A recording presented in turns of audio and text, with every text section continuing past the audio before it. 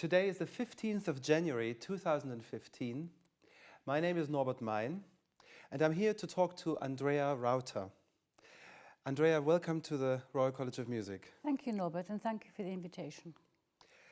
We're here to talk about your father, Ferdinand Rauter, and his generation of émigré musicians who came from Germany and Austria during the 1930s, and in his case a little bit earlier. But to start, could we talk about your life a bit? Where were you born and when?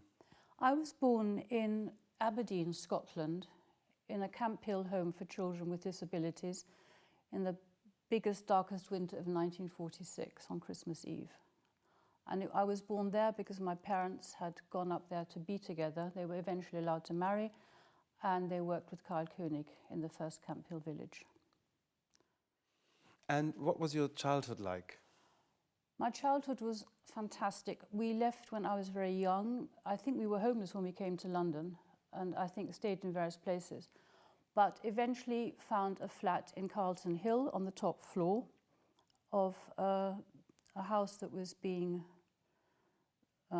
reconditioned and made into flats. And we lived up there, my poor mother having to drag us up and down the stairs, my tiny brother and myself. It was full up with people who were incredibly interesting, incredibly vibrant. My father cooked for everyone, which meant in those years when life was very difficult, helped everybody tremendously. And it was full of people who I really later realized had been most probably very important or became important. For instance, you know, my brother and I would get out of bed when my parents had visitors and hide behind cushions, pillows, and giggle at these weird people who were out there. But other times they were there when we were there, and we would sit. I mean, there was a wonderful doctor called Erika Wachtel who, with Norbert Meyn, told endless Jewish jokes. So that was just such fun. Looking back, the days were really filled with discussions, people laughing, telling jokes. My father, on the evenings that were quiet, of which there weren't that many, would do his photographs, which he blacked out the loo and developed his photographs in there. And then he printed them, and so his evenings were spent when they were free, writing letters, his diary, printing his photographs. I think one of the most wonderful things was Advent and Christmas, which was a very continental, and my father and my mother would come every evening, light the candles. And then Christmas Eve the same, totally magic, everything. So these are really strong childhood memories. The house, as I said, was full up with extraordinary interesting people. There was Marie-Louise Moteszycki, there was Canetti, Ursula Wood, the Isepps, the Stadlens, the Gombrichs, the Esslins. And one occasion I remember going to Kokoschka, and my brother played on African drum there. And Kokosch said, "Rauter, I must paint your children." And Rauter said, "Oh yes, sometime." And I thought, great, that was a missed opportunity, but it didn't happen. And the kitchen was, as I say, it was the center point, because any pretty young lady always volunteered to wash up. And then the drying up was brilliant, because everybody charged in, all the young men. So although my mother was exhausted, there was help with this sort of every day going on. We also had lodgers, so that was another, sometimes when my parents went out, they would babysit. And then my brother and I went to boarding school very, very early, because my father and my mother very much believed in Steiner education. So we went off to Michael Hall in Sussex. And then the holidays became really important, because we had the parents to ourselves, and my father in 1949 drove in an old car, Ford Popular, to Austria with my mother, 2 tiny children, poisons for the mushrooms, books, and food for the starving friends we had abroad. And it was just, I mean, that in itself, I think, just showed what a crazy, incredible man my father was. And just cooking food on the way. So I think it's quite important also to say that Rau did folk music, and the house was full of chamber music. And the Amadeus would practice there, and Janet Baker was there, and she taught me how to cheat at Ludo. I mean, there are endless stories of wonderful, wonderful What's times. that game? Ludo, Mensch ärgere dich nicht. Ah, yeah. And she taught us how to cheat at that, which was very impressive because we didn't know about cheating until Janet told us.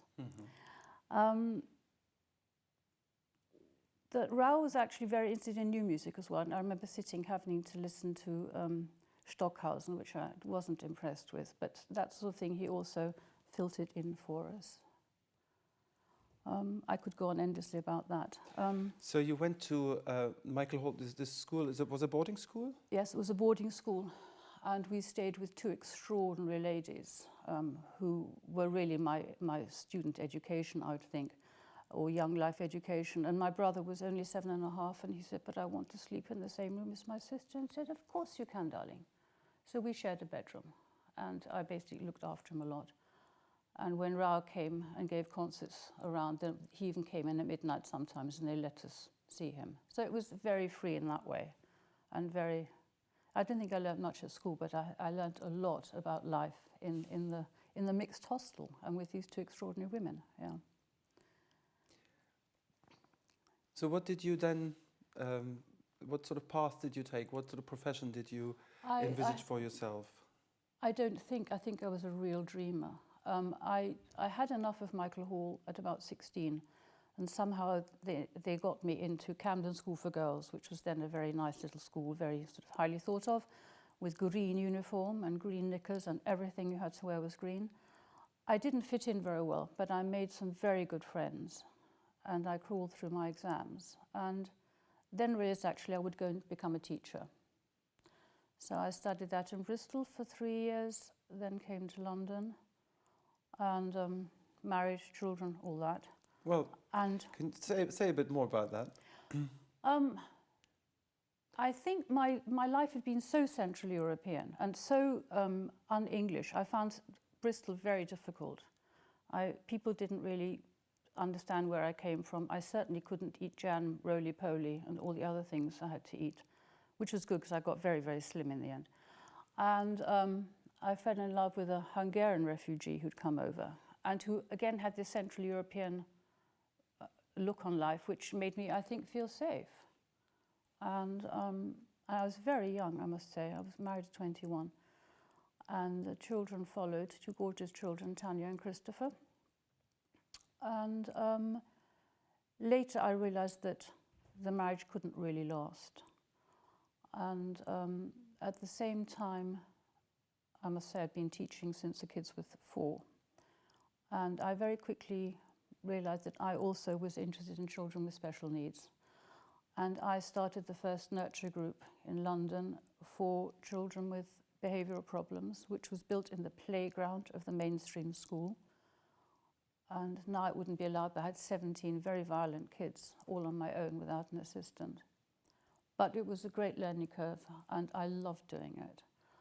And then I later changed to special education completely. And I had a lot of freedom with this wonderful headmistress to do. I did a lot of music. I wouldn't call it therapy, but people might. We made music together, and we sang, and we danced, and we clapped, and we had lots of instruments. And we listened quietly to music because the kids really needed quiet spaces. And then there was a new headmistress with whom I really couldn't get on, who had absolutely none of the sort of psychological, pedagogical ideas I had, who said to me charmingly, she said, my dear, if you want to leave and leave early retirement, just let me know. Mm-hmm. And it was that moment that at one of the dues I went to at the embassy or the institute or somewhere, the new director, Emil Brix, met me. And the second time he met me, he must have said something, and I got a call from the Austrian then institute to say, would I go and work for them? So I went for an interview, and they told me this amount of money, which was ludicrous. And but I thought, this is a chance to do something really different. And my brother, who was very close to me, said, go for it. We won't let you starve. There's always soup. And I lied to school. I said I was going on a 6-month sabbatical, unpaid leave, went straight, because I had to make my mind up in 3 days, you can imagine, I mean, crazy. In any case, I worked there, and the second day I was there, I was taken to the Barbican and met Geraldine Auerbach, who was told that I was organizing the Austrian Jewish Festival, which would start in October, which was the first I'd actually heard about it. And it was incredibly difficult, incredibly stimulating, hard work. I worked from 9 in the morning till 11 at night. And that was the first of about 5 festivals I did. And yeah, it changed my life. Now, you then started to work in the field of classical music, which you had known since your earliest childhood, Yes. through all your family associations. Yeah. Now, whilst you were working as a teacher, how did classical music feature in your life then? On the whole, there was very little concert going. Everything at that time seemed to really revolve around the children, or going to the in-laws, or this sort of thing. And my only joy was when I could go to the Wigan Hall when there were free concerts, and we could go, because we still had lots of friends who did that. I mean, the Amadeuses and so many others that at that time, and the children used to say, oh, we're going to the Wiggy again. So that was, there was certainly classical chamber music I was able to appreciate. And then there were concerts at the Institute of new young people who came over from Austria, which was lucky, because somehow I then connected with them again when my life turned round and I went to work for the Austrian Cultural Forum. So then there were those threads that I had known as a child and had sort of simmered, had gone away, and then I woke up and I could, pull them together again. And that was fascinating and so rewarding. I mean, really wonderful. Well, this is how we met when you were, yes, exactly. A music project manager at the Austrian Cultural Forum. I remember you in the basement office, which was quite spacious, and great, yeah. and there were always very enthusiastic young people working there, called the Kellerkinder. That's right. And it was quite an extraordinary atmosphere, really, where everybody was treated on equal terms. That's one of the things that I really noticed straight away. And secondly, there was this boundless love and enthusiasm for classical music, which, I think a lot of musicians in London who met you or worked with you in this capacity, they will remember this as something really extraordinary. You see, I think it was so part of my life. I mean, I thought everyone could read music and everyone played an instrument. I mean, but as a child, I maybe should have said this before, Norbert Meyn and Nissel, and Schiedloff, they were really close friends, and they were there a lot. They were from the Amadeus Quartet. Yeah. And they used to come to say to me, and Andrea, how's the violin going, how's the piano going? And I knew that although I was doing both at an early age, that it was bad, it was not good enough. And I used to run into the loo, turn the tap on and splash until everyone had stopped asking me questions. But I do realize that it was totally part of my life.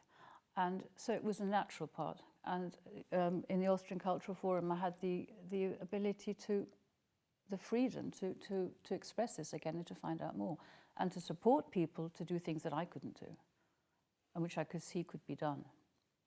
So that was really, it was great. I mean, as I said, I was trusted at the Austrian Cultural Forum. I was trusted to have ideas, to follow them up. And then sometimes when I got into trouble, you go to the director and say, oh, help. And he'd say, okay, let's sort this. I suggest this and that, and then fine. And I remember saying one day there was a young Austrian composer, and she played the toy piano, and 2 young British composers came in. And she said they were going to have a meeting in her bedroom. I said, you can't. I said, it's only 2 meters square. I said, I've got a big table, as you've seen. I said coffee and cake, because people always like coffee and cake. And so they sat down there, and I listened to this conversation. And I suddenly thought, God, that's what we need to do. We need to bring Austrian composers and British composers together. And my then boss, wonderful Zimmermann, walked down the corridor, and I said, I've had this idea. He just came and he said, Andrea, I like it. He said, tell him upstairs to pay for it. I'll play golf, and you organize it. And that was the kind of super atmosphere. And I was allowed to do that. And out of that grew Soundings. Which is still going on. Which is still going on now. Is a very leading and much admired series of annual events to bring together Austrian and British connected musicians and composers. The idea for me was that people should, I do believe from my childhood that eating and drinking together is essential. And that breaks down all barriers. And people came from Austria. We had them upstairs in the Austrian Cultural Forum or in hotels locally. I organised breakfast, so when they came down there was always breakfast, and then there were rehearsals. And the Austrians, of course, can speak good English, so they were able to communicate well with the young British people. And it was like a family. It was really great.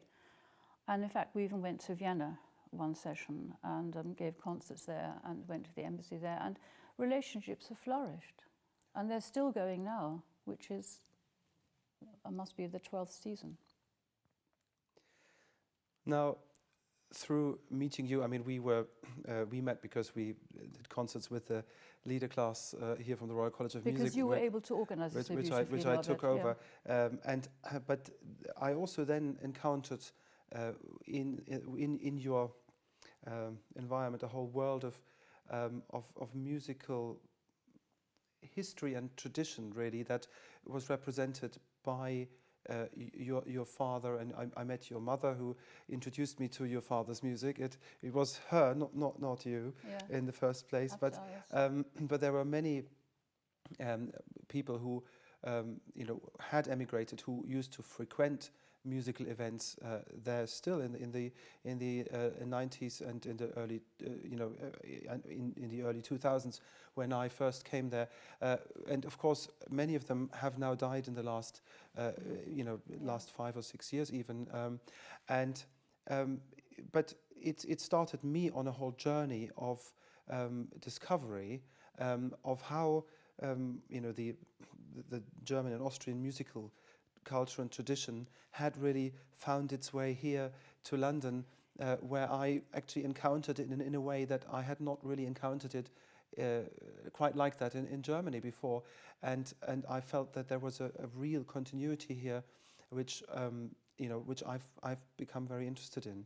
So this is why we're now here to talk also about your father and his generation. I think that if you think that we lived in St. John's Wood or around that area, I've often thought we should look at, what happened in Belsize Park. You had at the top, you had Marie-Louise Motoszycki, this wonderful painter. Then you had Hans Keller on the next road. Then you had Stadlens.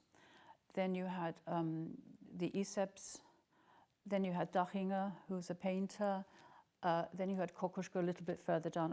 It was just an area full up with people who had so much in them and were so wonderful, but nobody had any money. And I think this brought people together. And I say this is one of our things. We were like the local kitchen as well, because people felt they could come there and they could feel free and, one could talk. And the Austrian Institute at that time was the other place where this could happen. People really, they came there and they felt at home.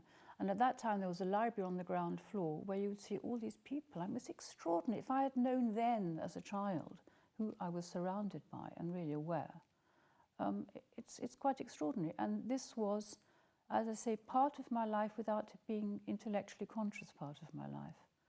And somewhere that I suppose I continued on that line that Daddy and my mother equally did and showed me. Because you can only learn if your parents show you something. So I think they were quite extraordinary. And I don't know if we want to go now about, more to Daddy. I would say his love and his ability to understand people and to connect with their interests, to connect with them as human beings was extraordinary.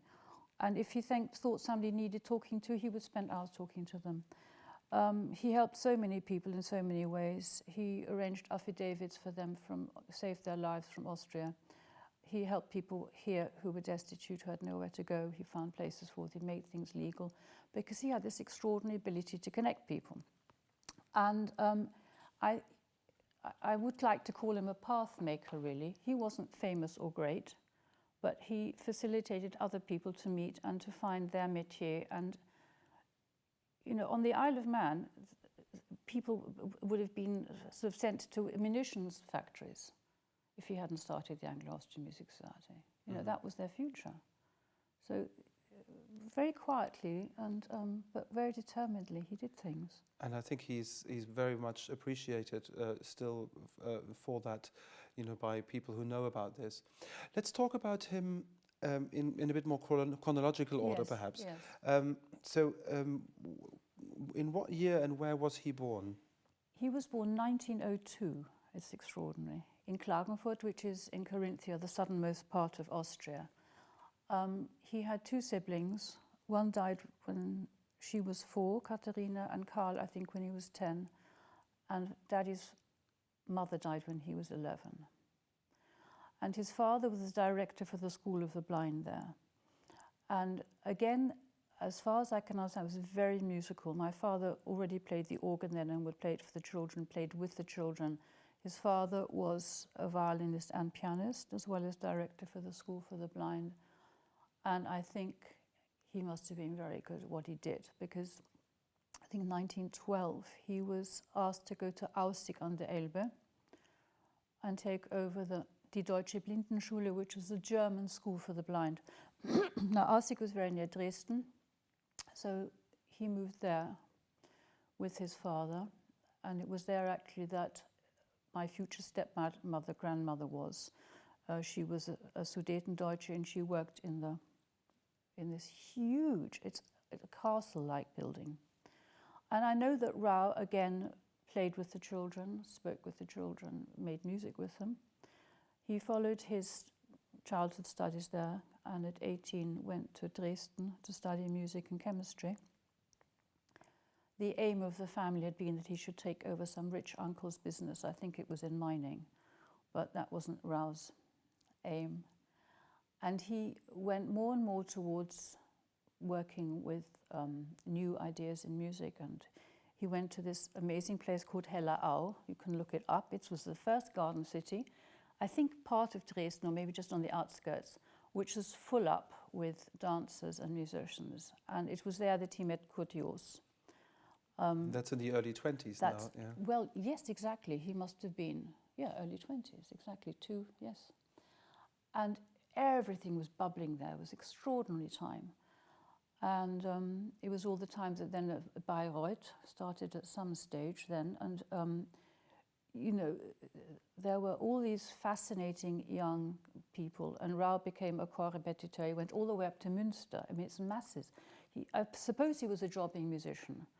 And he met people, and his love of especially Bach at that time was extraordinary. And I know there's a lovely story told that he walked for 2 days or something because he thought that was the right way to prepare himself to go to a concert of Bach's, which was somewhere not in Dresden.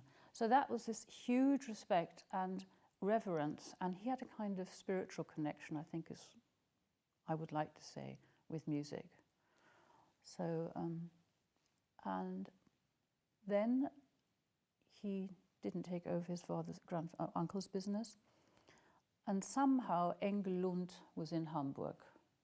And Engel Lund was a singer her uncle was the first president of Iceland, and she had singing lessons all over the place and was doing these concerts. At that time, I don't think only folk songs. We've got programs of her doing other things. But apparently her accompanist fell ill, and somehow an aunt of hers suggested my father, and he tootled off to Hamburg.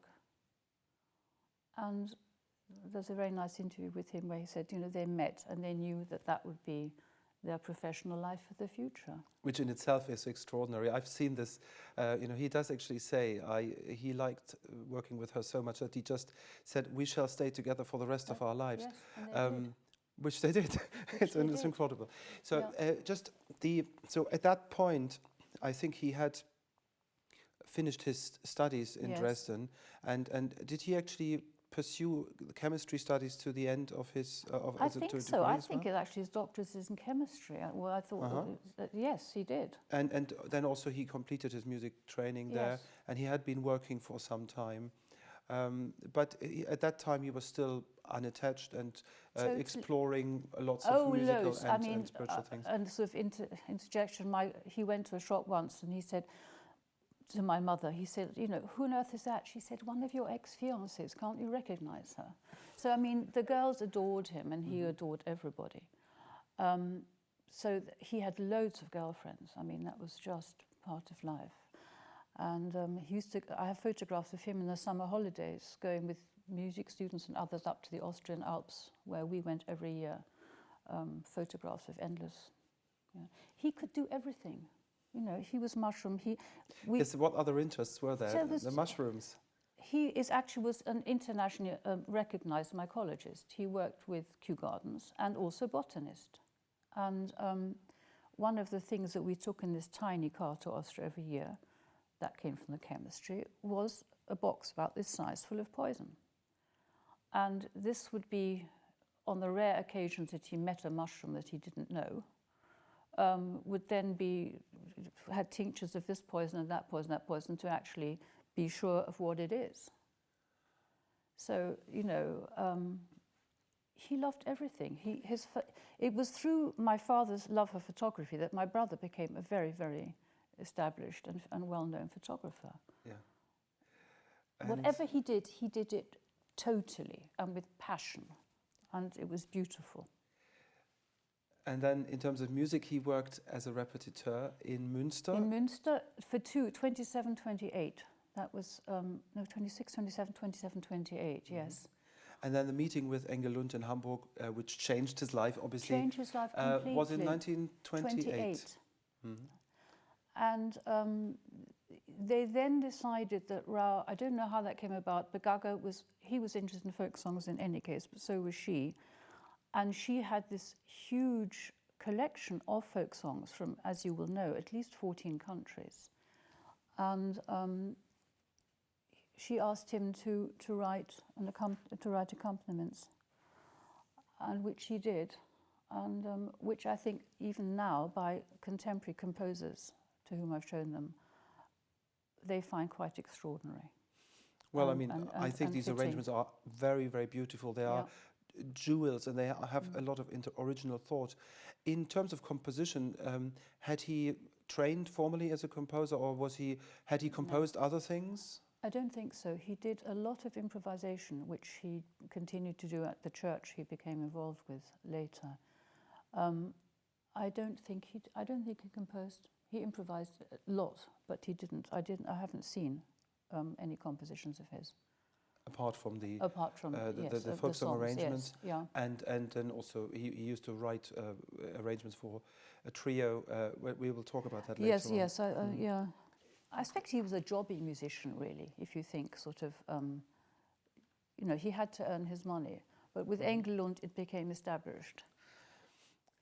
Can we talk a bit more about his career in Germany before he came to England? Yes, they travelled a lot, and I'm not quite sure when Ibsen, Tillit and another agency picked them up, but I also seen literally hundreds of letters from Rau getting jobs. But they were very much liked in Germany, and the story goes, and it's been confirmed by other people, that 1933 Hitler came in, and they were in Hamburg on that day. So they must have gone round a lot, because they were then 28, they were going to... And you know the story, that suddenly they were told not to sing any of the Jewish songs, because the Nazis were going to be there and wanted to listen to them, and they didn't want any Jewish songs. So of course Rau and Gaga said, no one's going to tell us what to sing. And they did sing, and they were clapped.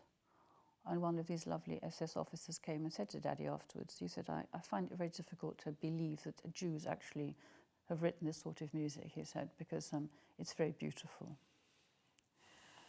And then the famous story, and I think it's one of the reasons that Rau didn't come back most probably at all after that, they were asked officially to give a concert tour of Germany. And Rau wrote back, "Thank you very much for the invitation, but we're very sorry, we're totally booked out till the end of the Third Reich," and which I think was brave.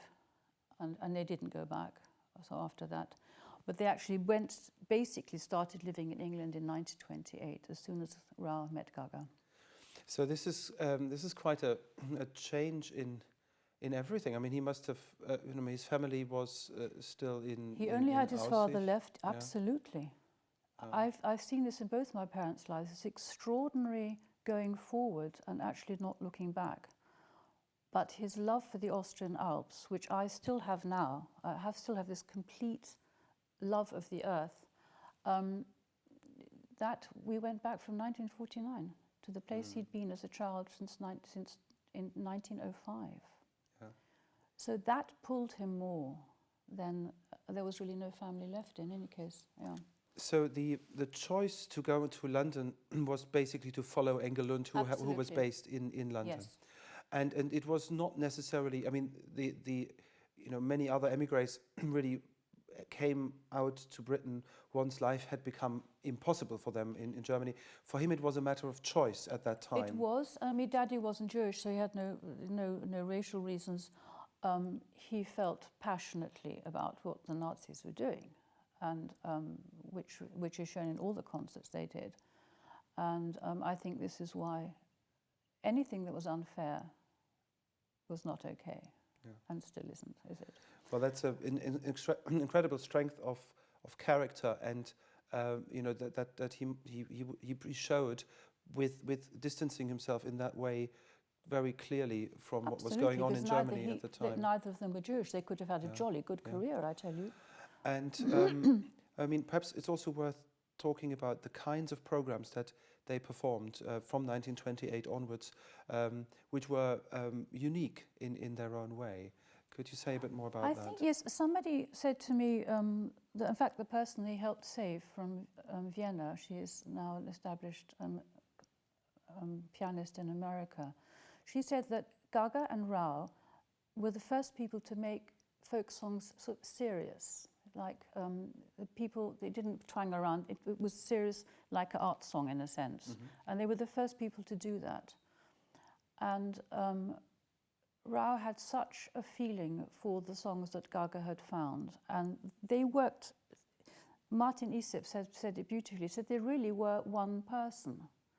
And the ability to understand the song, and then the ability to make this very simple accompaniment to it, which carried it. And Gaga sang these songs in 14 languages.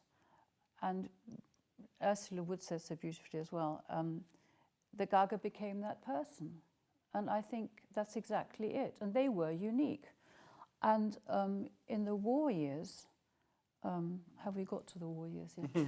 No. Well, this is fine, but... No, but what I'm saying, Imogen Holst, for instance, she worked she helped with the war effort and things, and Rau they were sent all over the place.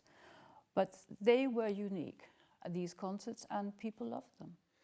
And then they found one of the really few really established concert agents in London, Ibsen Tiller, to organize concerts for them, and they went everywhere. I mean, we have seen the lists of concerts and they're beautifully kept records of all those concerts and international tours, and so there were literally up to 100 concerts per year. But sometimes, at least. I think at least. And so this was their main professional activity for many years, to develop these programs of folk songs. Your father arranged these pieces, and they went through a long process of preparation before something was ready to be included in a program. Yeah. And then they were also uniquely introducing those pieces, and somehow through the introductions as well as through the choice of repertoire, through the choice of languages, and in that way the associations with the national cultures that were represented by these songs, they would foster a love and appreciation of each other's national history. Exactly. And characteristics, which would bring people together in a way that was quite extraordinary at a time when everybody was, fighting for nationalist values and trying to get away from the others. Exactly. It's this is, really I amazing. think, one of the most important things they did. Masaryk apparently said, in Czechoslovakia, they had done more for uniting nations, the United Nations sort of thing, because they really, every human being is, as I feel passionately they do, is important, and there are no boundaries. And when you sing songs, or the songs that they presented, that made it so. And Gaga would introduce these songs, especially the Jewish songs. Some of the pain that was sort of expressed, and I remember her introducing them, and you couldn't but just listen and believe, because she believed, and they believed together, and I just know they were wonderful and very special and very important to people. Now, this collaboration, which started in 1928, went on into the 1960s, and they kept performing very similar programs for all these years. And in a way, that's something that was a constant in your father's life, in both their lives, whereas things around them changed enormously in those years, and they were so turbulent. And I would like to talk through these years now, and perhaps we can start by looking at the time when he actually came to live in London. Yeah. How did he find somewhere to live? I mean, how did that all work? I don't quite know how, but Engelund had this friend called Eileen MacLeod. Eileen MacLeod was from the MacLeod of the MacLeods on the Isle of Skye, from Dunraven Castle. She was an extraordinary woman, and she lived in this house, 28 Clarendon Road in Notting Hill. And I don't know how these two women met, but Gaga lived there, and it was a vast house. Gaga's mother lived there, and Gaga lived there, and Rau lived there, and anybody else who needed a bed. It was a big house. So Daddy gave a lot of concerts without Gaga, and with his bicycle, went to Paddington Station, and then, went for miles on his bicycle and to give concerts. But Mac was always there, and Mac became one of the most eminent speech therapists anywhere. Basically found, in fact, she that told Queen Mary to get George VI this speech therapist. So I was surrounded by these extraordinarily exciting people. So they were there, and Rau lived there, and Rau went and did his concerts. And sometimes with Mac, sometimes without. But would he mostly collaborate with other musicians, or would he play as a soloist as well? He did a lot of solo work, but then he did lots of other. For instance, I had this letter from Dartington, where he's working with various people. And there were connections there, courtiers, who yes. he had met in Dresden and Hellau. Yes, but I think Laban yes. I'm not sure. The Laban, when Laban, he must have met in Dartington. I'm not sure if he worked with Laban as well. We're trying to work out the timings. They may not quite have worked, but they definitely weren't Dartington. And he was in Dartington quite a lot, I think. I've seen lovely letters of description to my mother, what Dartington was like. And there he also met this extraordinary cellist called Sylvia Bohr, who went on to become Prince Charles's cello teacher. She was a Russian Jewess, and she played with Shidloff and Brian in London as well. And I think at this stage, he had already met Vaughan Williams as Ursula Wood and Eileen MacLeod were the two ladies who translated all the songs. Into English. Into English, sorry, yes. And in 1936, and the books were published. But in that circle, there were, amongst many others, Imogen Holst, an extraordinary woman, Holst's daughter. And she arranged for people to give concerts as well. She tried, and she adored my father. And so the other thing that happened was that they had no money, right? So how do you earn money? And there were these wealthy houses in London, and they would say, "Come and play for us, Rauter," So Rauter would come and play, and then he'd get supper and he'd get paid. And one day there was this dinner party, and this woman was terribly upset. She said, they haven't allowed me to bring my dog. And so Rauter said, oh, what a shame. And Rauter could do that. He could bark. So he started to bark into his dinner jacket. And the hostess was absolutely shocked. And the lady thought the dog had followed her in, and it was total pandemonium. And at the end of the evening, the hostess said, oh, what a wonderful evening. Thank you so much, Rauter, for playing so beautifully. But next week, could you come and do some Bach? So Rauter said, yes, of course. So he arrived with his Bach prepared. And everyone was watching, and everyone started shuffling in their chairs. And Rauter stopped playing. He said, you know, you asked for Bach. She said, I actually said Bach. And he said, I beg your pardon. She said, your barking was so frightfully funny last week. We wanted you to do it again. Could you do some bark? Could you do some bark?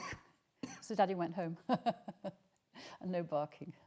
But that's also how he earned his money. And that is also, I think, how he got to know a huge amount of very influential people who then later were able to help him. So in the years between, you know, the late 20s, early 30s when he first settled in London, and the late 30s when, you know, other émigrés started to arrive from Austria and Germany, your father and Engel Lund really, they toured all the time. They were traveling internationally. They really toured internationally. Giving concerts. And it was huge. They spent a lot of time in the Scandinavian countries as well. They were in the States at least twice, if not more. Switzerland, I think Germany and Austria not well, up to 33 in Germany. Yes, because they were also in Czechoslovakia then. So before 33, they were sort of more Central Europe as well. But as far as I can make out, it was constant. And they gave a huge amount of concerts in this country as well, and spent a lot of time in Scandinavia. So they were making connections really all over Europe and in the United States. They returned to the same venues where they were already known and gave another concert as they were building their relationships with the audiences. And at the same time, you know, when he was in London, your father just sort of made all sorts of connections and was, again, a jobbing musician in many ways, working in many other contexts, but also making good connections, as you said, in the sort of upper echelons of British society, which I think stood him in very good stead later on as well, during the war, when he could help other émigrés, you know, who had not got such connections in Britain. And got affidavits for people, because to get an affidavit to get out of, it was Vienna in this case, you need a lot of money. And he was able to persuade people with a lot of money to help get people out. And this was all built up during his, and he had, as I said, a real love for people. You know, as did, you know, and he was very honest about it. If he didn't like them, well, then he didn't. And I'm really conscious of the fact that nobody was different. Everyone was the same. You either like somebody or you don't. It really doesn't matter who they are. And I think that's very important to, and through that sort of connection, then he made he met all these friends. When towards the end of the 30s and you know, the build-up towards the Second World War, when things started to change, it also meant that his position as a German in Britain was radically changing, and that also then resulted in the fact that, like everybody else, he was interned in 1940 on the Isle of Man.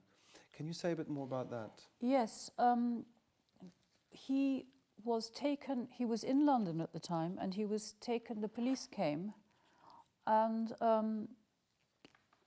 they said he had to go with them, and he went to Notting Hill police station. And he took with him, as he always did. The other thing he loved was playing chess, and he had this green baize bag with chess pieces. And he must have had the chessboard as well, because in the police station he set it up and he was playing with himself. And this young man came up to him and said, can he join in? And this young man was then called Hans Schiedloff. He was 17 years old. He had escaped Vienna, and he then eventually, of course, became the viola player for the Amadeus.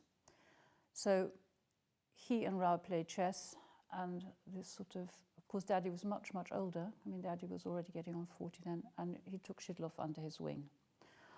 And so they were in the same place. They were first of all taken to Priest Heath, which was horrendous, quite horrendous. And they lived in camps, they lived in tents, and it was freezing cold, and they had nothing. And I think this is when Rau, again, his mushroom skills and his cooking skills came in, because there are stories that he really helped people eat by collecting mushrooms and cooking them. And then from Priest Heath, which was on the mainland, I think they were taken to the Isle of Man. And there, Rau immediately started playing. And I think it's quite famous, the Isle of Man was a university in many ways. So Schiedloff was there and with Rau, and then a few days later, I don't know when,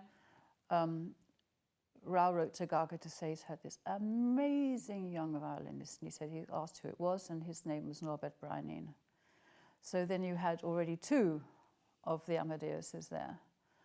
And meanwhile, Rau was also transcribing music. And there's a special official letter document saying that he is allowed to stay up till 11 o'clock at night with a light on in his room to arrange music, transcribe music, and write music, so they would have music to play. And so that was at the time of the blackouts, where exactly. being allowed to have a light was a big official privilege. Absolutely. So it was blackout, and to have an extra light, he was allowed to stay up to 11 o'clock at night transcribing. And so the life in the internment camp, I mean, it's been described by many different people, but it still is an extraordinary story for me, how people finding themselves in this position where they had to, where they were, it was really, people in Britain weren't sure if these people might not possibly be spies. Of course. So to make absolutely sure, they had to put everybody Yes. into these internment camps. And of course, the hardships that people suffered were not necessarily out of bad intent. They were mostly just incompetence on the side of the British authorities who didn't know what to do with this amount of people. It was, but then a lot of the Austrian émigrés and German émigrés in this situation helped themselves enormously, because they realized actually that they had lots of assets, and most of that was their education and their cultural prowess, and so that it became exactly. people exactly what it was. But it was for them, it wasn't even anything special, I think. I see these people who've had nothing but who've got such an inner life, and the education was extraordinary. I mean, absolutely amazing, and such a rounded education, as I say, everything from mushrooms to music to chemistry, and they were all like that.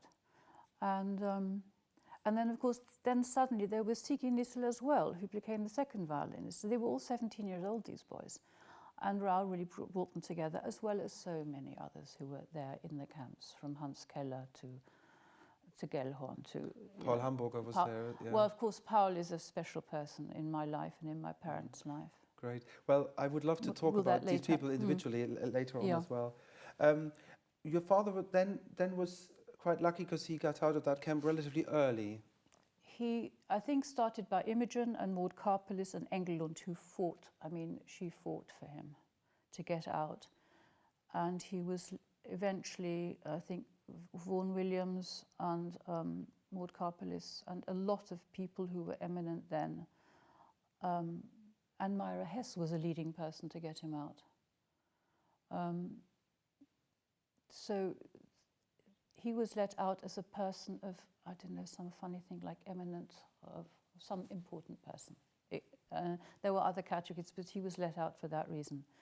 So he was actually only interned from the 1st of July till the 9th of December 1940, which was very lucky. But while he was there, he also determined to help the young, especially the young musicians, who were going to be sent to munitions factories to work. And he said, what's going to happen to our musical hands? And he's written things on loo paper, and there's all sorts of things that have come out, which are now archived in Vienna. And he also wrote to the Home Office to say how life could be made better for the internees. So that was always his... So once he came out, having, excuse me, Exactly. having been there with the mostly, much less established in Britain, émigrés, he then went on to campaign for their rights. Immediately. Norbert, can I read this letter? I think it would fit in well here. It was just before Rau was released, written from London, from 28 Clarendon Road, on the 2nd of December by Eileen MacLeod. Please do. Is that all right? It says, "My dear Löwe." Löwe was the name that Rau had in Scandinavia. "I have just got home from my work and was greeted by the good news that your release has been granted. Hurrah, hurrah. Now I hope there will not be a long delay before the formalities are complete. I do not suppose there will be, as by now, no doubt, the papers have passed through smoothly without all the hold-ups of the early days. As you know, I have now got an interesting job at last. It is the work I first applied for. It's been simply a question of muddle that I was not called up long ago. Anyway, I have now got it, and I like it, and the people I work with very much indeed. So that's very satisfactory. I get home about 5 or 5:15 each day, so I shall be in time to make you some pancakes and grießknöchelsuppe, sometimes. I'm quite excited about the good news. I wonder when you will arrive. Mother will be delighted too. She has moved from Stratford on Avon, to Torquay for a bit, as if the house in Stratford has been let for a few months. And they are staying at a hotel in Bath. So Mother went to Ethel for a bit, and I'm glad as it is warm and quiet there. Cyril, my brother, has moved from where he was in Cheshire down to the south, somewhere, Hampshire. I have not seen him for months, but up the other day and said he would be coming for the weekend leave shortly. He was a soldier. But now he's been moved and yet another job, and it's been postponed. Yesterday we drove down to a place in Surrey to give a concert, so Gaga was there, to the troops. Hubert Foss accompanied, and it all went very well indeed. The audience was very quick and never missed a point. The English songs, particularly, were a revelation to the audience. We left about 1 o'clock and got back here at 6. On Tuesday, Gaga goes to Keswick, and I return on Saturday, if the trains allow. As I write to you, so-and-so and Margery are getting the supper in the kitchen. As I said, I think a lot of people lived there. G is dealing with some fried cabbage, M with mashed potato, and now I have to do the bacon and eggs, as we have had a present of 6 eggs. It smells wonderful, and I'm very hungry. I take a little lunch of smørrebrød to the office, which I have to eat at 12:15, so I'm ready for eats when I get home. I've just had a really bad cold in the dose, which is still hampering me, most unpleasant for all concerned. Michael and Irma have spent most of their time in a public trench shelter, but I gather they are both first-class snorers. He in a steady mumble through his beard, and she in a staccato snatches, thoroughly awful through a wide-open mouth. So the other shelterers, not being musical, are relieved when they at least spend one night at home. They have moved from where they were to a flat on the ground floor, but still usually they proceed with their rugs every night to a public shelter. Well, well, I'd rather risk a bomb or two myself. Cheerio. Best love, Mac. P.S. Did you get the woolen mittens Margery made for you to keep your hands warm while you're practicing? Isn't that enchanting? Thank you so much for that. That gives a wonderful insight into this atmosphere, and also their care for each other in this community. It's quite extraordinary. And Gaga wrote all these letters all the time to try and release him or to send him blankets or whatever. And life in London was not easy either. You know, there was. So he then actually set about to start something called the Musicians' Refugee Committee. That's right. There was another man called Ulrich and another one called Knepler.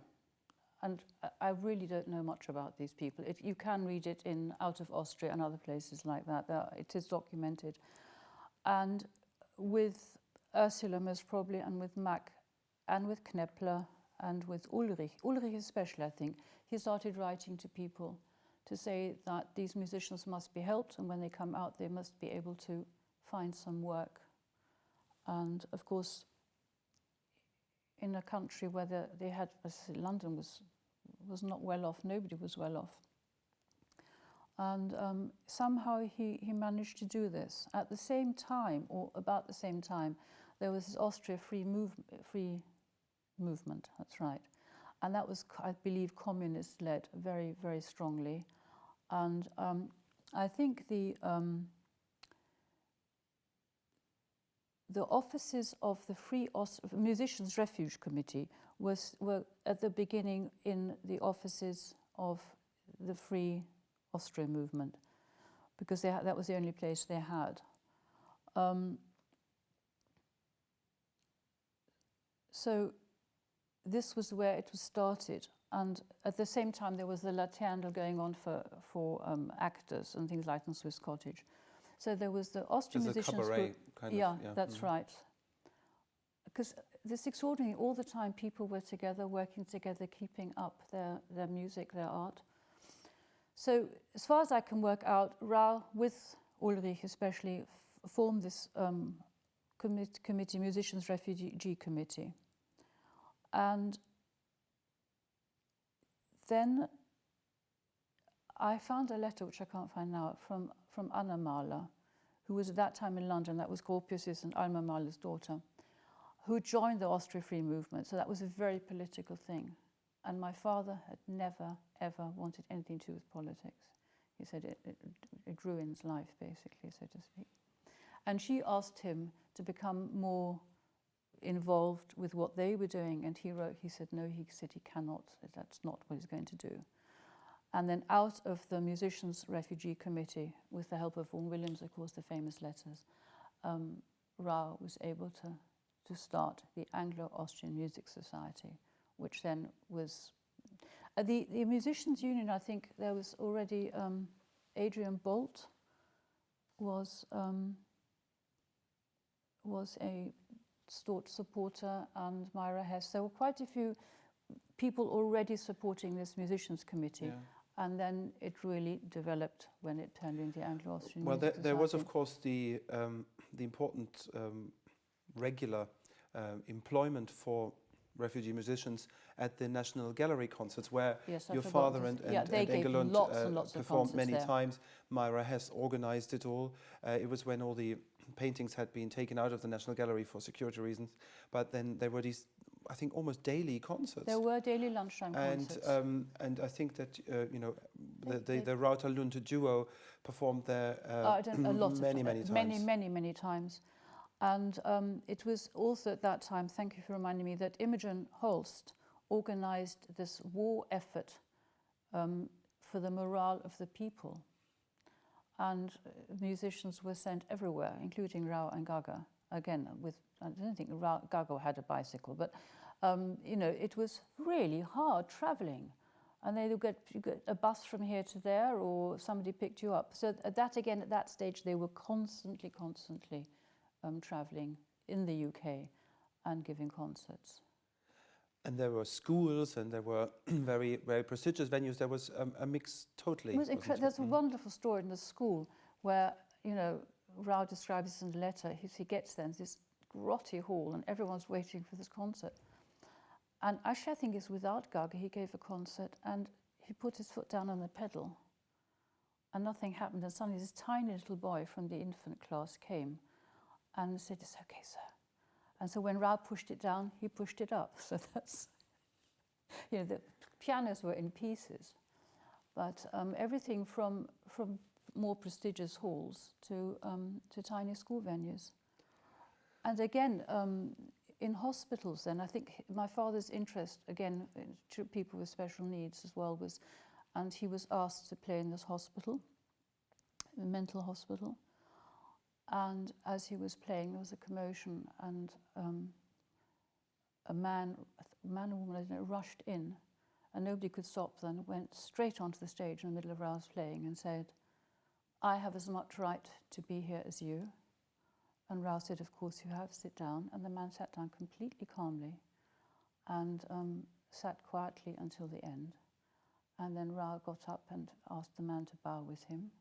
And he was so calm and everything was really lovely. And Daddy was going to bring him to a seat when these idiots just came and grabbed him and dragged him away. And there's a letter from the hospital to say, "Dear Dr. Rauter, thank you so much for dealing with this so wonderfully and stopping a very dangerous incident." But they'd seen he'd calmed him down, and then again went back to their usual routine. So this is it gives us an insight into his particular sensitivity towards people with disability of any kind. Yeah. I mean, probably or any minority, having been in the blind, growing up in a school for the blind, and having had a particular interest in pedagogy, which then later became important in his life. I think so, and I think again this feeling that everybody has the right to exist, basically, and it's the best of their abilities. Now, can I take you back to the founding of the Anglo-Austrian Music Society, and actually that exchange of letters with Vaughan Williams, which is very well documented, and it can actually be found online on the web pages of the Anglo-Austrian Music Society. But very briefly, could you... Would you like me to find it and read it a little bit, or not? I mean, we could. I won't read all of it because I think it might take too long, but Rau wrote this letter asking Rafe to help him, and he wrote back to say, "Your letter has opened up a great problem. I find it difficult to state, but I want as a preface to say that nothing contained in this letter affects my personal affection for my many Austrian friends or my admiration for their art. The great thing which frightens me is the late peaceful invasion in this country by Austria, is that it could entirely devour the tender little flower of our English culture. The Austrians have a great musical tradition, and they are apt to think that it is the only musical tradition, and that everything which is different must be wrong or ignorant." Bit of a point there. They think, moreover, that they have a mission to impose their culture wherever they go as being the only one worth having. Now, this to me seems all wrong. We cannot swallow the strong meat of your culture, which, even if we wish to, our stomachs are not strong enough. Indigestion and finally artistic putrefaction would result. To try to make England musically a dependency of Austria would kill all musical initiative in this country, destroy all that is vital, and substitute a mechanical imitation of your great art, which would have no vitality, no roots in the soil, and no power to grow to full stature. What I suggest, therefore, we want your art and we want your help. Become Englishmen, try to assimilate our artistic ideals, and then strengthen and fertilize them from your own incomparable art. But do not form a little Austria in England, keeping itself apart from the untouchables and living its own musical life without any reference to the life going on around. This would not only be out of no value to our country, but would actually be a disservice, because people seeing the little body of musical aristocrats with their art perfected by generations of artistic endeavour would think that was the only art worth having, and that they would reap without sowing by a mechanical imitation of Austrian music. As you must already know from your sojourn in England, that there is a tendency among English people to take it that Schmidt is ipso facto musical, while Smith is ipso facto unmusical.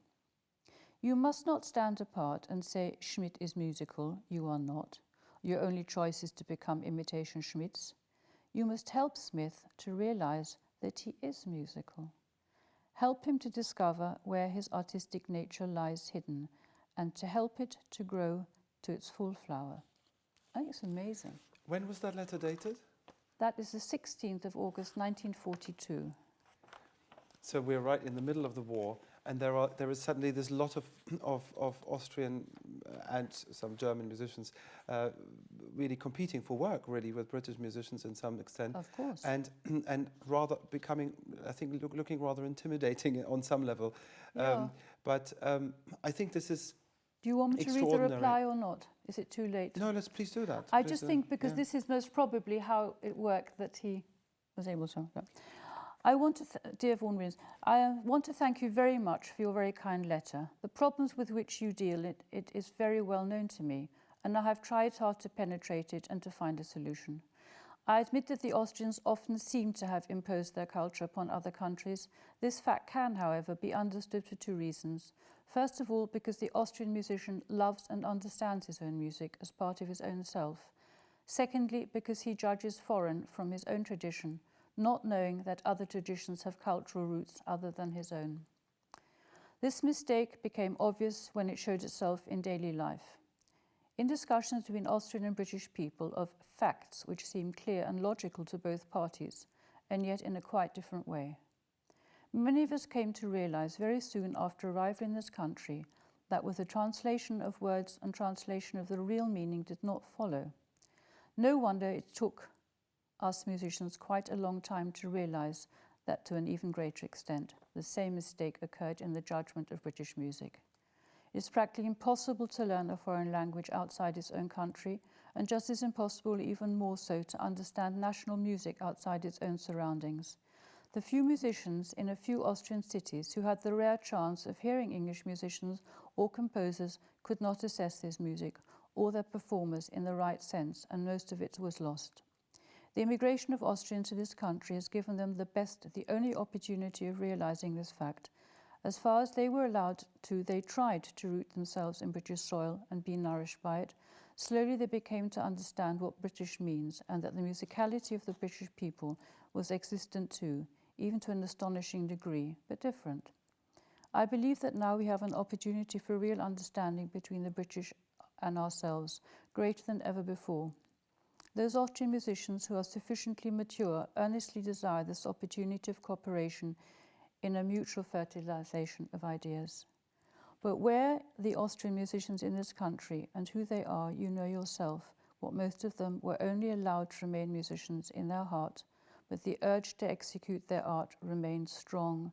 We need them united, just of that old Austrian tradition, because of it, which by now they may have wiped out in the old home country. We want to help those who had to remain in a spiritual sense. Nobody will understand better than you what it means for an artistic mind created to express itself through music, to be forced by fate to work with an uncongenial job, just not for weeks or months, but for years. The chief aim of our group seems to be, therefore, 1. To group and register the Austrian musicians, to give them as much spiritual and material help as possible. 2. To create better opportunities for practicing good music, for lectures, discussions, in order to save the threatened flower of Austrian musical culture. 3. To cooperate as a unit with our British friends so that we may proceed united on the path of mutual understanding and artistic appreciation, to help each other to be true individuals, stout plants destined to give joy and beauty to generations to come. With the general call-up of most of the Austrians, our endeavour may seem futile. I do not think so, however, because I am sure that the true musician, even after 10 hours of national work in a factory, will happily devote part of his remaining free hours to the practice of good music. I hope that these aims will convince you that our desires are just the opposite of what you feared. Since this time when you helped me to be released from internment, you have been our best and trusted friend.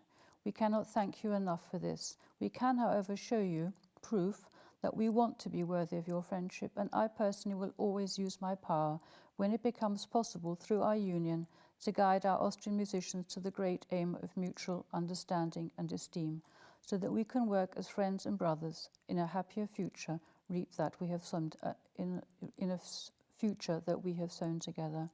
Now you will understand what we wanted, the guardian of British music to protect us and our aims.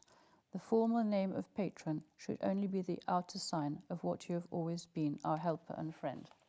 It's a pretty amazing letter, huh? That's incredible. And I mean, also his English by then was unbelievably good. I know, You know, I know. just- I'm sorry I read it all, but I think it's actually, it's important.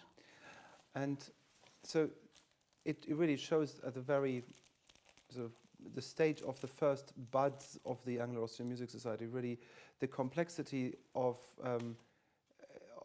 and the challenges that, you know, the complexity of well, challenges they were surrounded by, you know, the war work and the misconceptions that, you know, the mistrust, but also on the other hand, and also, you know, they were very, very different groups of people in the Austrian musicians and the British musicians. Well, but then, of course, so much came from that encounter. And, you know, as many people I've interviewed so far have said, this is something that worked both ways. So it's really, you know, and the mutual respect that's expressed in this letter is already a clear sign of that effect, that they were... It's again about building bridges. That's right. And helping people to understand. And I think, you know, this was what Rau was about in his music and his... So the sort of work that the Anglo-Austrian Music Society then did, I mean, so there was the obvious need to help and support Austrian musicians here, but then there were also concerts, and they're bringing in friends, and some of the friends that were brought in, for example, were Benjamin Britten and Peter Pierce. You know, they were really very important musicians, and Vaughan Williams, of course. Huge amounts, and they started. Just trying to find the list now, of course. Sorry.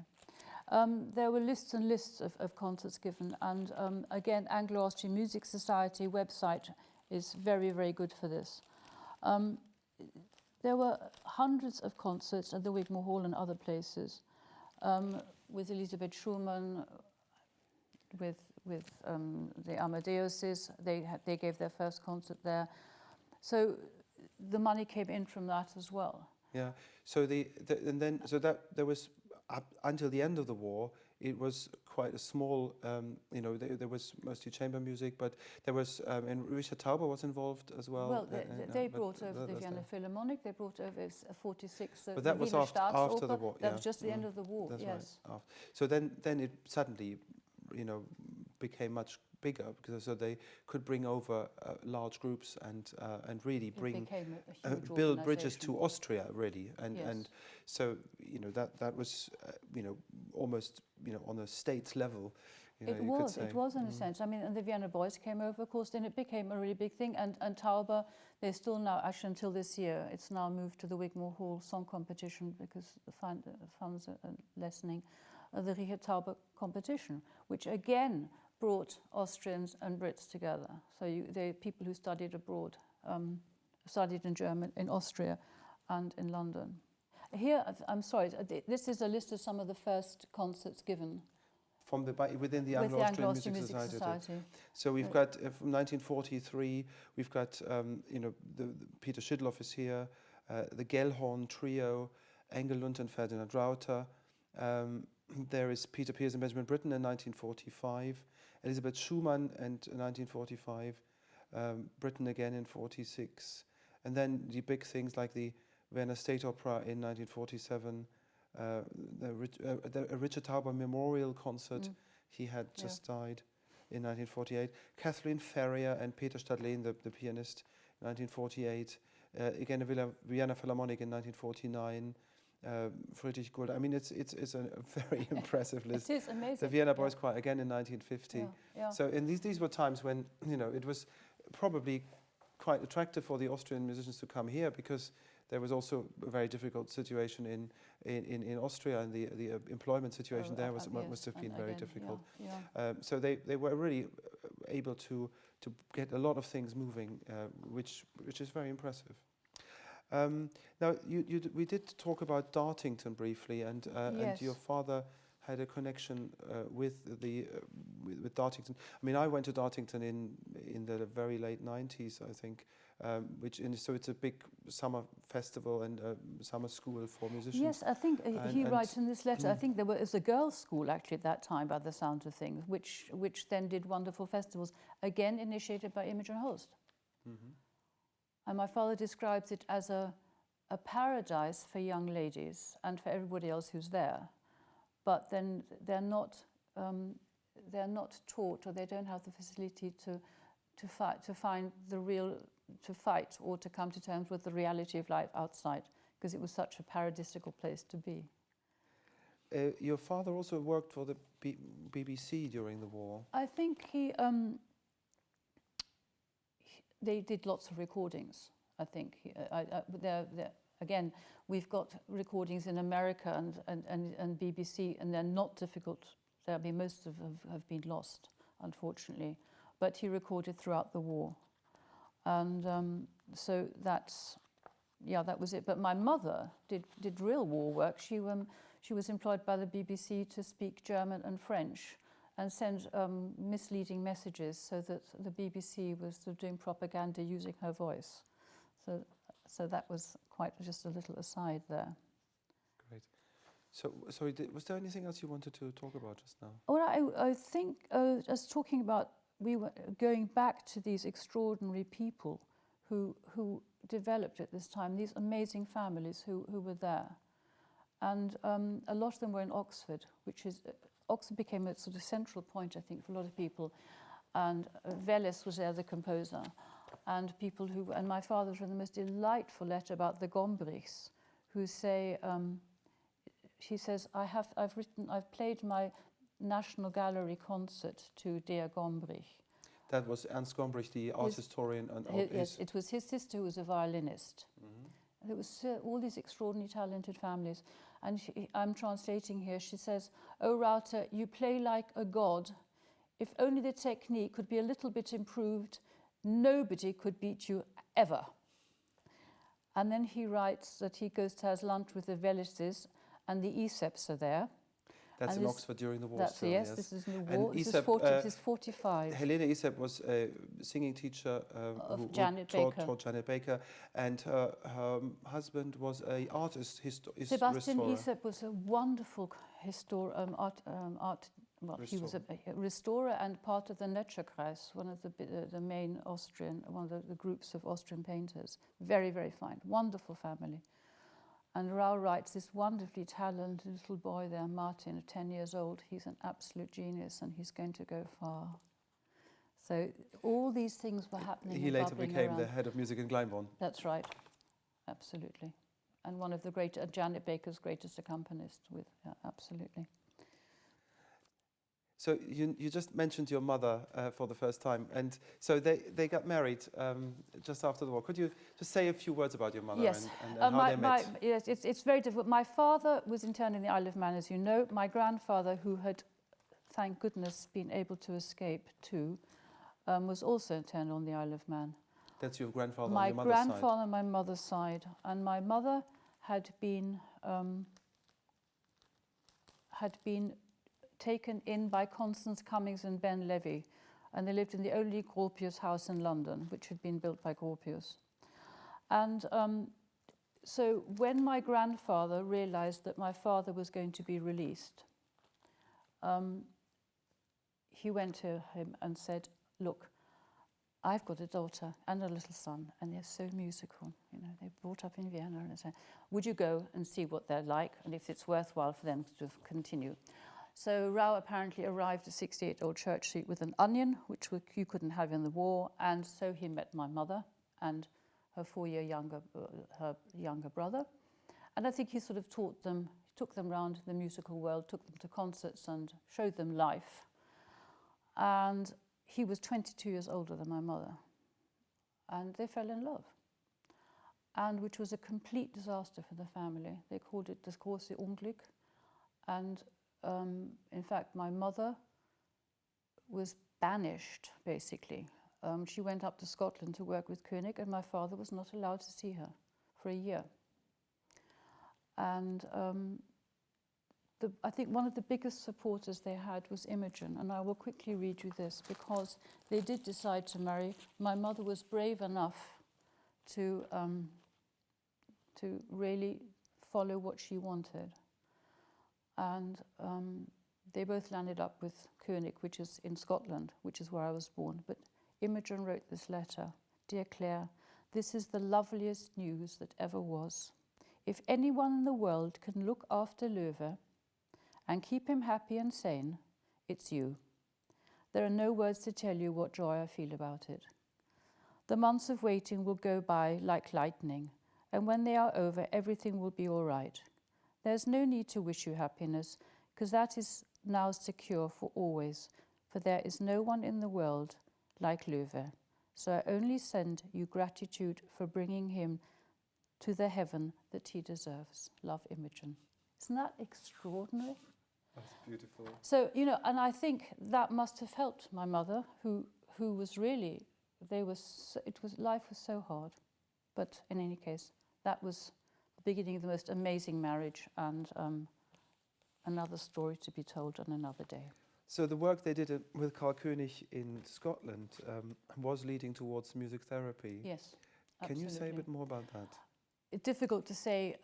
I think Rau again was allowed to use his, again, I would call it nearly spiritual ability to understand music and to work with children, and did this very successfully.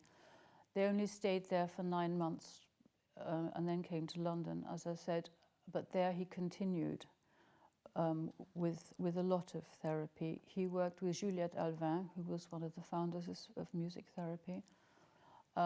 He then fell out with her and felt more akin to Nordhoff Robbins. But I remember as a child, he was from the Anna Freud Center, brought him a blind child who was autistic, and nobody knew what to do with her. And it was miracles he worked with her, and she was eventually able to go to a normal school for the blind, which was quite extraordinary.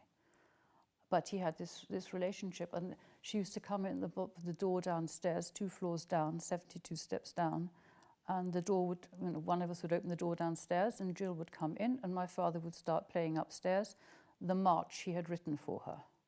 And slowly this child that could hardly stand learnt to walk, and then walk up the stairs, and then without the banister, and then into the music room. And it was wonderful. He had total understanding, and music therapy did was wonderful.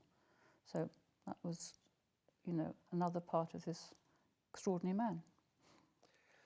And so after a while in Scotland, your parents, they had married, and you were born. I was born, yes. Your brother was born? No, they came to London. I think basically we were homeless. I think we stayed with Gaga and Mac. I think we were in Sussex. We had nowhere to go. But again, one of the ladies who adored my father, called Jelinek, who was actually also an Austrian Jew, walked past his house in Carlton Hill and saw the renovations were going on, and asked the builders if there was a flat going. So that was there. And then my brother was born not there. We were still not there. He was born in 1948 in Hendon. Mm-hmm. Don't know where. And then that flat in Carlton Hill? They stayed there until my mother's death 3 years ago. And they rented it? Or they rented it until my mother couldn't afford the rent anymore, and then my brother stepped in and bought it. And so she was safe. I remember I went to this flat when I met your mother, and I saw the big statue of Engel Lund there as well. Engel Lund, yes. And it was the most beautiful place. And I know that it was as you say, an open house, and it remained that for the rest of your father's and your mother's lives. Yeah, I mean everything there from 48 onwards was 49 on. Yeah. So I mean, the 2 things that I would like to do. I mean, we have to be a bit aware of time a little bit now. I would like to speak about your father's professional activities after the war, and then also about the many people, the émigrés that you were close to, and that will take us right back to the wartime. But also, of course, these relationships continued for a very, very long time, and led into my life as well. Yeah. So your father and Engel Lund were able to take up touring again after the war? Yes, they did. But my father felt really that he didn't want to do so much touring. He wanted to be home with the family. He felt that very, very strongly. And I mean, he was, 46 when I was born, 45, 46. and Gaga was just a little bit older, 2 years older. They continued, but it was, again, it was schools. It wasn't, they weren't big important things, but they still did a lot of it. Daddy did more and more lecturing, Workers' Education Authority Association. He became more involved with anthroposophy and gave lectures in anthroposophical venues and in schools. And of course, there were different levels of lectures, but so he lectured on music a lot. He taught a lot at home, you know, and he made he taught Janet, for instance, and where's my, yeah, he taught, even Roger Vignoles used to come to us. I mean, the place was full up with people. And so he taught a lot, and Bernard Roberts, people like that, who was a professor here at college. And what about your mother? Did she work? And my mother also, she worked as a teacher, but as an unqualified teacher first. And then when we went to boarding school, she did proper teacher training. And then she became the youngest headmistress in London and was highly, highly respected at Primrose Hill, where even Miliband's and Boris Johnson's and everybody was there. And after the infant school, they were all sent to private and public schools, but everybody wanted to go to Claire Rauter's school. And it was special, and again, full up with music. The music these tiny children could do in the infant school was amazing. And so that tradition sort of passed through there as well. Okay, so we've sort of made a list of names that I wanted to mention to you now, and if you can just give us some memories of all those people. Okay? Yeah, there's so many. I think for me the most important ones were, as I say, the Amadeus Quartet. They were always there. Janet Baker, there. It's very strong personalities and great fun. Then you mentioned my mother. All the young musicians adored my mother. Sigi Nissel had come on the transport with her, Kindertransport with her, and she used to play football with him on Bushey Heath. And Paul Hamburger, they were both madly in love with my mother. And then when Ra came along, Paul said, "Sorry lads, go home. We've got no hope now," because Ra's arrived. But they all stayed such good and close friends. There was some like, you know, Hans Keller. I know Ra knew him on the Isle of Man, but we didn't have contact as far as I know in later life. The Gombrichs were wonderful, and even my mother took my daughter to see Ernst when she studied art history. So somehow the generations went on. Anna Freud, we mentioned. That was another interesting thing, because Anna Freud was bosom friends with a family called Burlingham, and they were the Tiffanys, you see. This is where all these ladies came in who were able to help, and that's most probably also why Anna Freud asked Rau and Gaga to give the only concert ever to Sigmund Freud at 22 Maresfield Gardens, which he didn't appreciate, because his dog was just coming out of quarantine. And so that was just before the war, actually. But so from my childhood, there were all these people, and I remember Canetti coming up the stairs.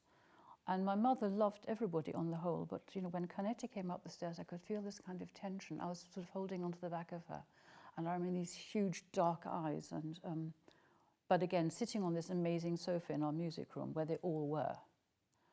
And there were so many people, and I can't.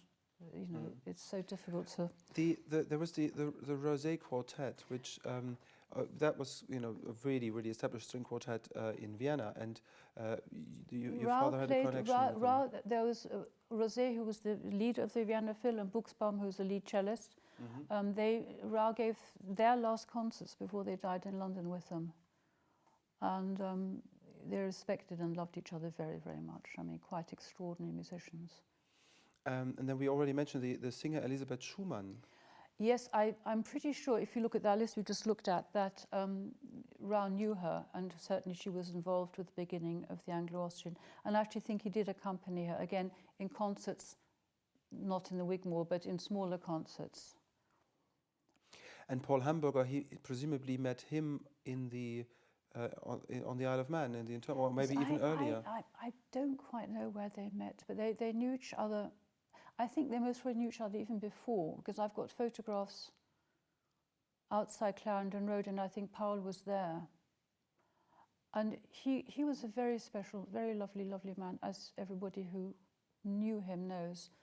And actually, he helped me when I started my second series at the Austrian Cultural Forum, which was for young artists.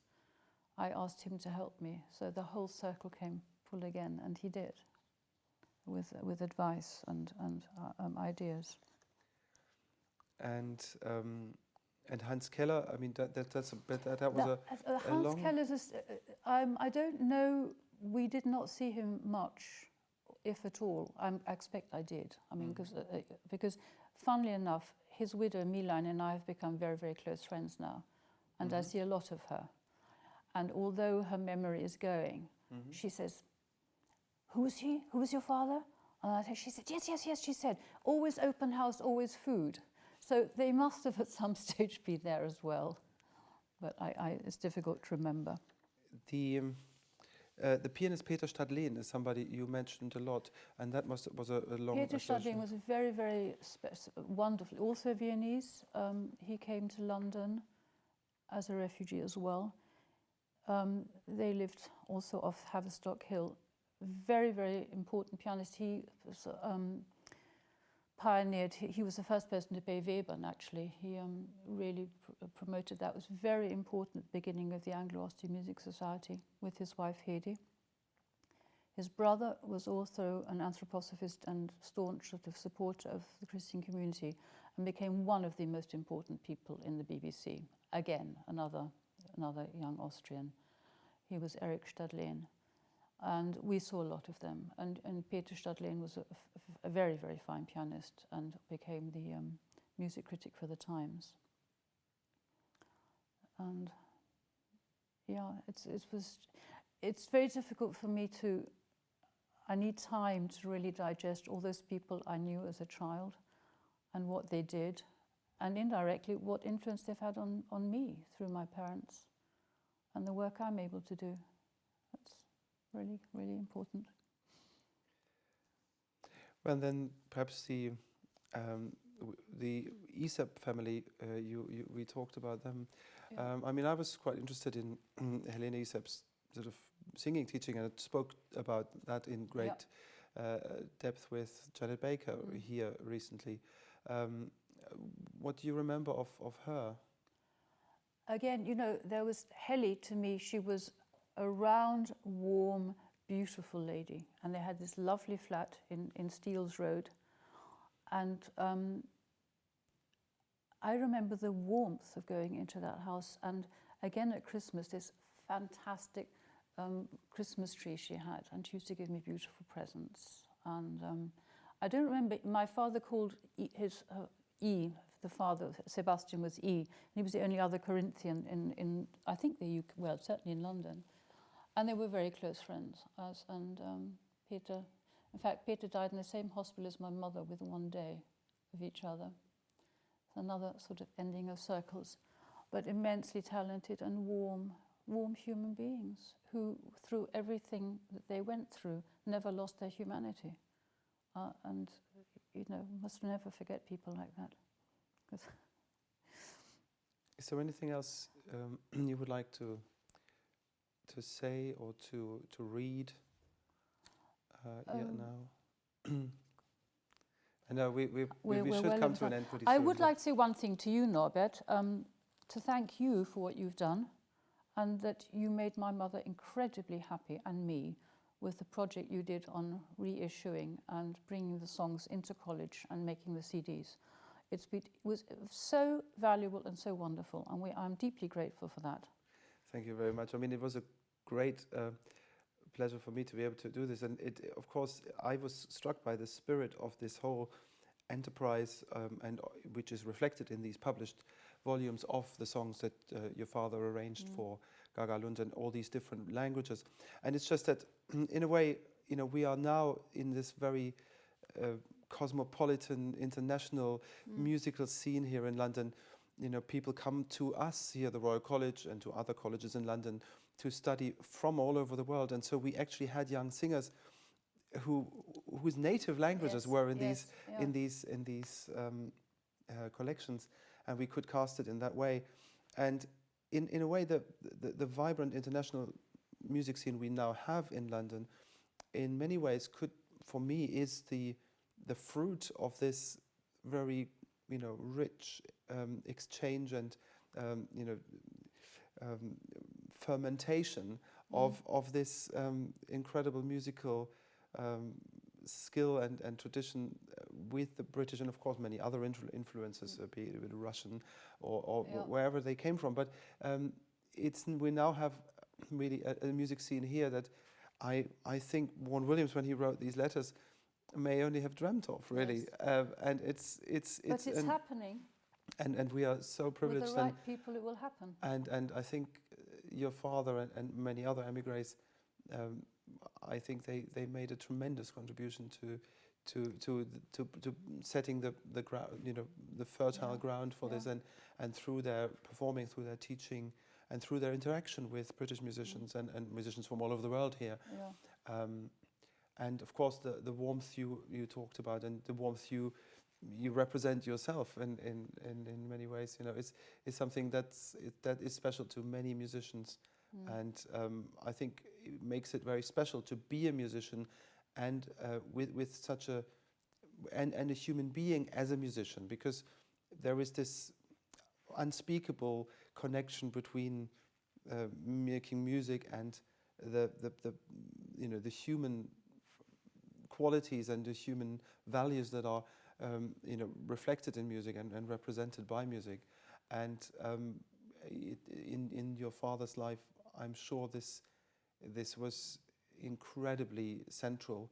And although he probably would never have boasted about that, but that's what he represented to so many people. Yeah. And we can see from the evidence that we have, from the letters people wrote to him and the way people cherished him. On his death, Norbert, I cannot tell you, there must be hundreds and hundreds of letters, and we haven't got time here, but they're letters from Norbert, from Janet, from people who cherished him throughout their lives, for the moment they spent with him, or longer than a moment, but that he really, as I say, he showed people a path. He was a path giver, and I think I'm eternally grateful that he was there, to be, you know. So. Yeah. Well, thank you very much. I'm very grateful to you for coming to the Royal College today to give us this interview, and I will do my best to preserve it and make it accessible to anybody who might like to watch it, and I hope many people will. Thank you very much. Thank you, Norbert. Thank you very much.